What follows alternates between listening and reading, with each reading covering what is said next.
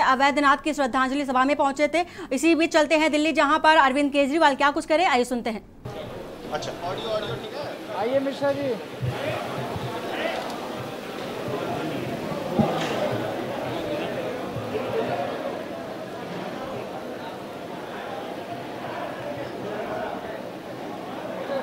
पिछले साल हम लोगों ने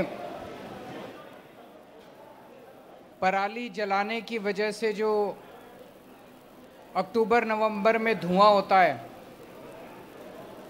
पूसा इंस्टीट्यूट के साथ मिलकर उसका समाधान निकालने की कोशिश की थी। पूसा इंस्टीट्यूट ने एक किस्म का घोल बनाया है, बायोडिकम्पोजर बोलते हैं जिसको। तो जब किसान अपनी फसल निकाल लेता है, काट लेता है, तो नीचे जो डंठल बचता है जिसको पराली कहते हैं, उसे किसान आग लगा दिया करता था, क्योंकि अगली फसल बोने के पहले समय कम होता था, उसको साफ करना होता था खेत।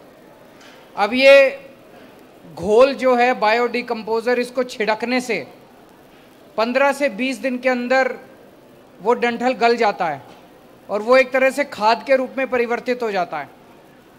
तो जो अभी तक हमारे लिए लायबिलिटी होती थी, जब उसको जलाते थे तो उसमें बहुत सारी मिट्टी में जो आवश्यक कीटाणु हैं वो भी मर जाया करते थे।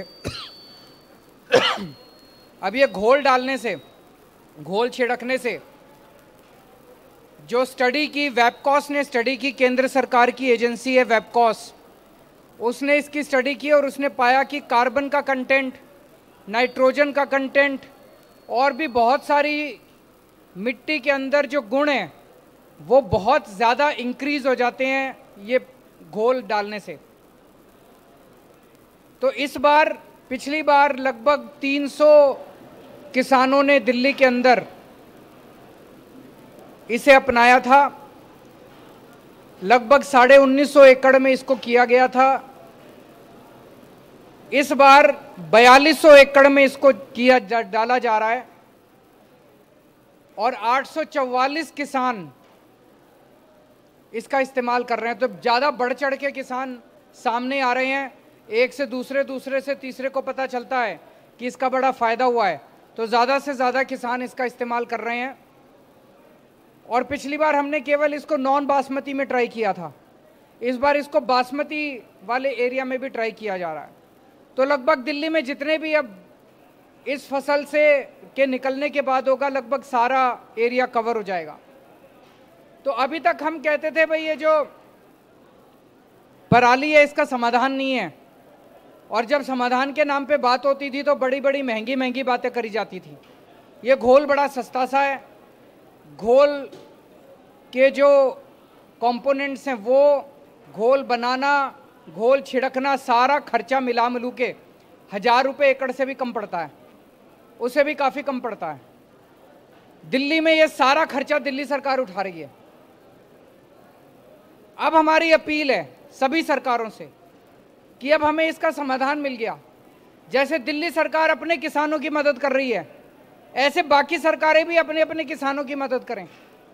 पंजाब किसान पंजाब के किसानों की मदद करे, हरियाणा किसान हरियाणा सरकार हरियाणा के किसानों की मदद करे, उत्तर प्रदेश सरकार उत्तर प्रदेश के किसानों की मदद करे।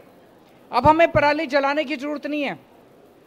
और केंद्र सरकार की एजेंसी के द्वारा ये जो थर्ड पार्टी ऑडिट किया गया है, इसके बाद अब एयर क्वालिटी कमीशन ने ये माना है कि ये सक्सेसफुल है। और मुझे पता चला कि पिछले 2-4 दिन के अंदर एयर क्वालिटी कमीशन ने बाकी सभी सरकारों को आदेश दिए हैं कि वो भी पूसा इंस्टीट्यूट द्वारा बनाए जा रहे इस घोल को इस्तेमाल करें, ताकि पराली जलाने की समस्या से निजात पाई जा सके। अगर आपके कोई क्वेश्चंस है तो।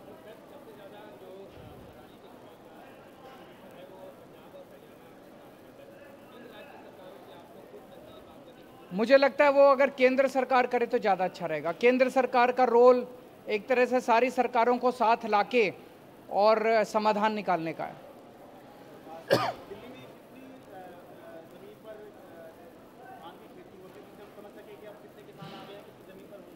इस साल 4200 एकड़ में कर रहे हैं, लेकिन टोटल कितनी धान की 14,000 एकड़ में होती है, तो बाकी में अभी इस साल नहीं कर रहे। टोटल 14,000 एकड़ में धान की खेती होती है, लेकिन हम वहीं कर रहे हैं जहां किसान खुद आके डिमांड कर रहा है, कंबाइन से कटवाता है और कंबाइंड हार्वेस्टर से कटवाता है। तो हमें लग रहा है कि और भी किसान आगे आएंगे। अभी तक 844 एप्लीकेशन आई हैं, जितने आते जाएंगे वो बढ़ाते जाएंगे। के अंदर खेती होती है या फिर 74,000 एकड़ के अंदर सिर्फ धान? 14,000 एकड़ में धान की खेती होती है। Thank you. अभी आप दिल्ली सीएम अरविंद केजरीवाल को सुन रहे थे, जिन्होंने बायोडिकम्पोजर की बात कही। उन्होंने कहा जिस तरह से पराली जलाई जा रही थी, किसान पराली जला रहे थे, तो अब उन्हें पराली जलाने की समस्या का सामना नहीं करना पड़ेगा। बायोडिकम्पोजर के छिड़काव से जो पराली में जो किसानों की फसलों से वेस्टेज निकलता था, वो उससे गलाया जा सकेगा। और सीधे चलते हैं गोरखपुर, जहां पर सीएम योगी